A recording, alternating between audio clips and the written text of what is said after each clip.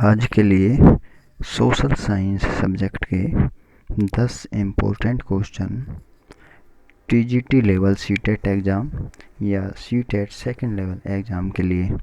पहला क्वेश्चन है, जीवन की उत्पत्ति विकास के शिक्षण हेतु अध्यापक को अवश्य भ्रमण करना चाहिए।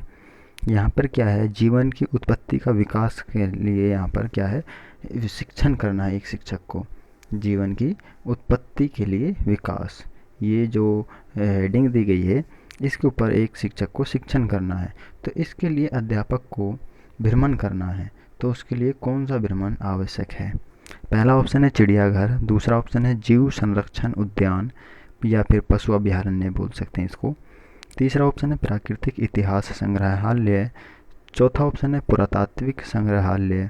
आपका राइट आंसर होगा थर्ड ऑप्शन, यानी कि प्राकृतिक इतिहास संग्रहालय का भ्रमण एक अध्यापक को करना चाहिए जीवन की उत्पत्ति या विकास के शिक्षण के लिए।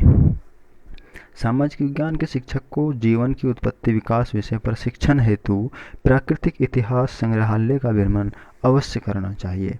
दूसरा क्वेश्चन है, निम्नलिखित में से कहाँ सभी अक्षांशों पर दोपहर का सूर्य वर्ष में कम से कम एक बार सीधा ऊपर से चमकता है? तो यानी कहाँ, मतलब कहाँ पर दिए गए ऑप्शन में से कौन सी जगह पर सूर्य सीधा ऊपर चमकता है कम से कम एक बार? पहला ऑप्शन है कर्क रेखा और मकर रेखा के मध्य, दूसरा ऑप्शन है आर्कटिक वृत्त और अंटार्कटिक वृत्त के मध्य, तीसरा ऑप्शन है केवल कर्क रेखा और विषुवत वृत्त के बीच, चौथा ऑप्शन है केवल मकर रेखा और विषुवत वृत्त के बीच। आपका राइट आंसर होगा फर्स्ट ऑप्शन, कर्क रेखा और मकर रेखा के मध्य।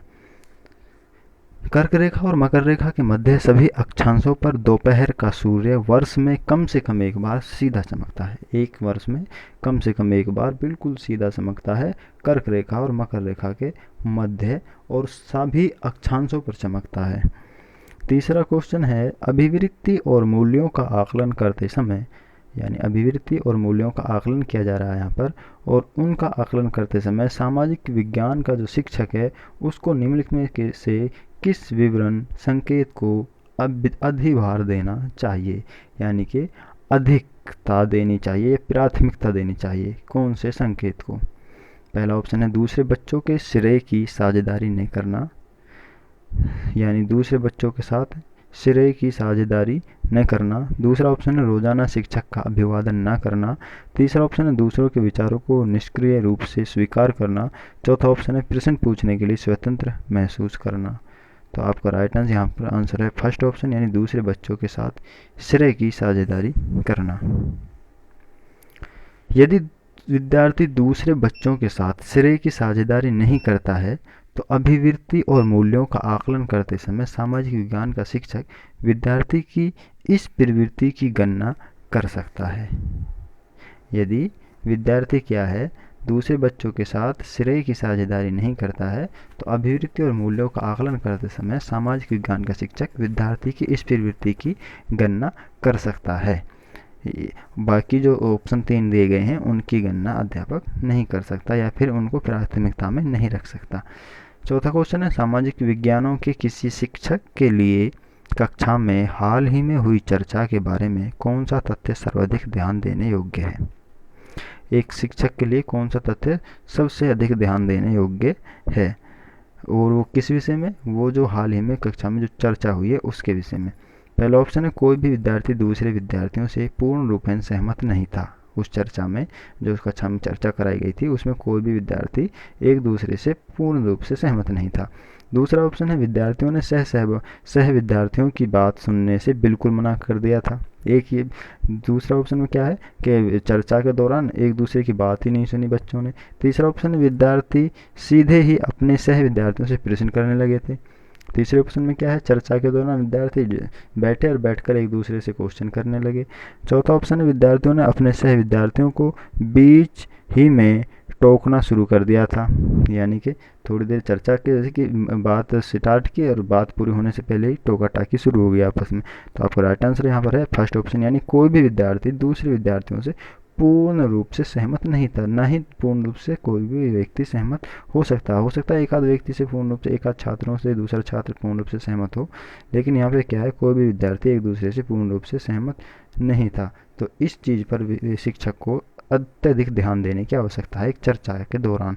यदि किसी कक्षा में सामूहिक चर्चा संपन्न कराई जाए तो विद्यार्थी एक दूसरे को टोकते हैं, असहमत व सहमत भी होते हैं तथा एक दूसरे से प्रश्न भी करते हैं। इन सब गतिविधियों में सबसे महत्वपूर्ण जो गतिविधि है वो है विद्यार्थियों द्वारा परस्पर प्रश्न पूछना, और प्रश्न तभी पूछा जाता है जब एक दूसरे से पूर्ण रूप से सहमत नहीं होंगे।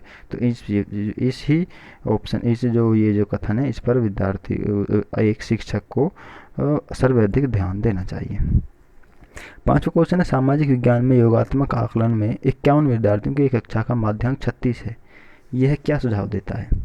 सामाजिक विज्ञान में योगात्मक आकलन किया गया, और जो योगात्मक आकलन किया गया था वो 51 विद्यार्थियों का किया गया था, जो एक कक्षा में 51 विद्यार्थी थे, और उनका जब मध्य अंक निकल कर आया तो 36 निकल कर के आया।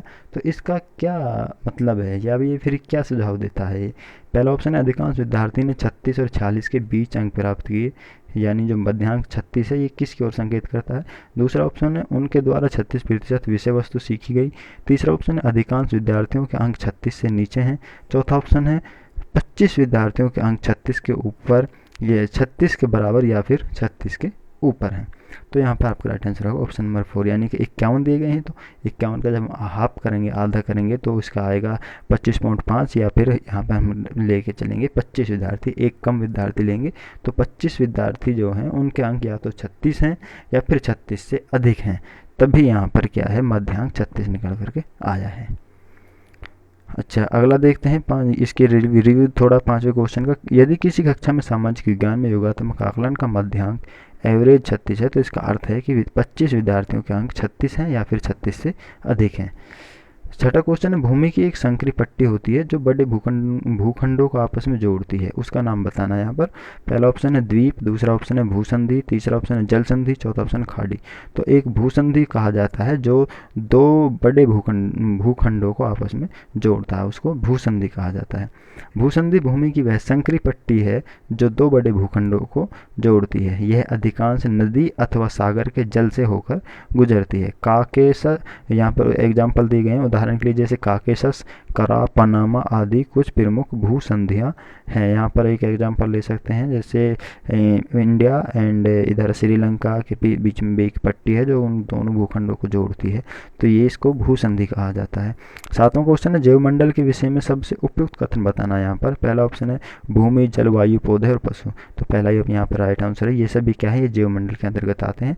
पर्यावरण के विभिन्न परिमंडल में सभी मंडल आ गए, जबकि यहाँ पर जैवमंडल की बात हो रही है। तीसरा ऑप्शन है मनुष्य का तात्कालिक परिवेश। चौथा ऑप्शन है पौधे और पशु जगत। तो पौधे और पशु जगत आते हैं, इसके अतिरिक्त भूमि, जलवायु वगैरह भी आते हैं। तो यहाँ पर फर्स्ट ऑप्शन बेस्ट ऑप्शन है, राइट आंसर आपका पहला ऑप्शन। पृथ्वी के जिस भाग में जीवन पाया जाता है उसे जैवमंडल, बायोस्फीयर कहते हैं। जैवमंडल में रहने वाले सभी जीव, वनस्पति अथवा प्राणी एक दूसरे को प्रभावित करते हैं। उदाहरण के लिए भूमि, जल, वायु, वनस्पति और प्राणी जैवमंडल के महत्वपूर्ण घटक हैं, जो ऑप्शन फर्स्ट में दिए गए हैं। 8वां क्वेश्चन है, निम्नलिखित में से कौन सा विविधता को बढ़ावा देता है? पहला ऑप्शन है अपने गांव जाना, दूसरा ऑप्शन है अपनी मातृभाषा में बोलना, तीसरा ऑप्शन है अपने त्योहारों को मनाना, चौथा ऑप्शन रेलगाड़ी में यात्रा करना।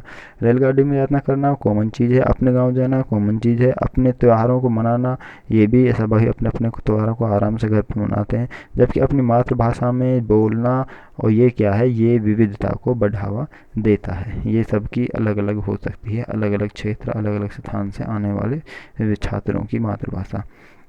व्यक्तियों द्वारा अपनी मातृभाषा में बोलना विविधता को बढ़ावा देता है।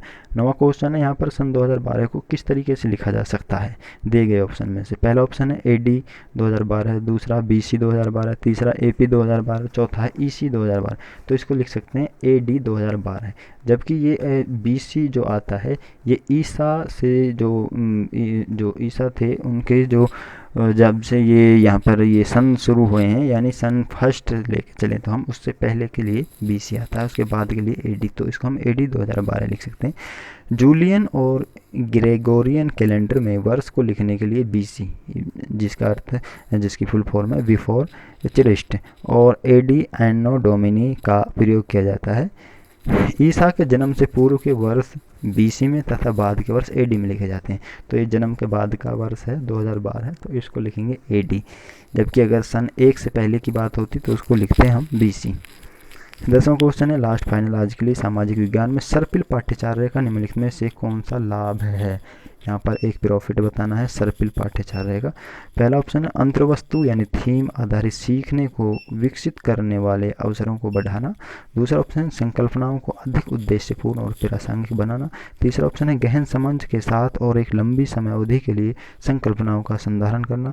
चौथा ऑप्शन है सभी विषयों में संकल्पनाओं का अनुप्रयोग करना, आपका अटेंशन होगा। थर्ड ऑप्शन यानी गहन समझ के साथ और एक लंबी समय अवधि के लिए संकल्पनाओं का संधारण करना क्या है, एक सर्पिल पाठ्यचर्या का एक लाभ है। सामाजिक विज्ञान में सर्पिल पाठ्यचर्या का समावेश विद्यार्थियों में संकल्पनाओं को गहन समझ के साथ लंबी समय अवधि के लिए संधारण करने के लिए प्रेरित करता है। यहाँ पे क्या है, सर्पिल पाठ्यचर्या का एक जो लाभ है ये क्या प्रेरित करता है विद्यार्थियों को, और विद्यार्थियों को गहन समझ और एक लंबी समय अवधि के लिए उनको सुरक्षित रखने में जानकारियों को, या फिर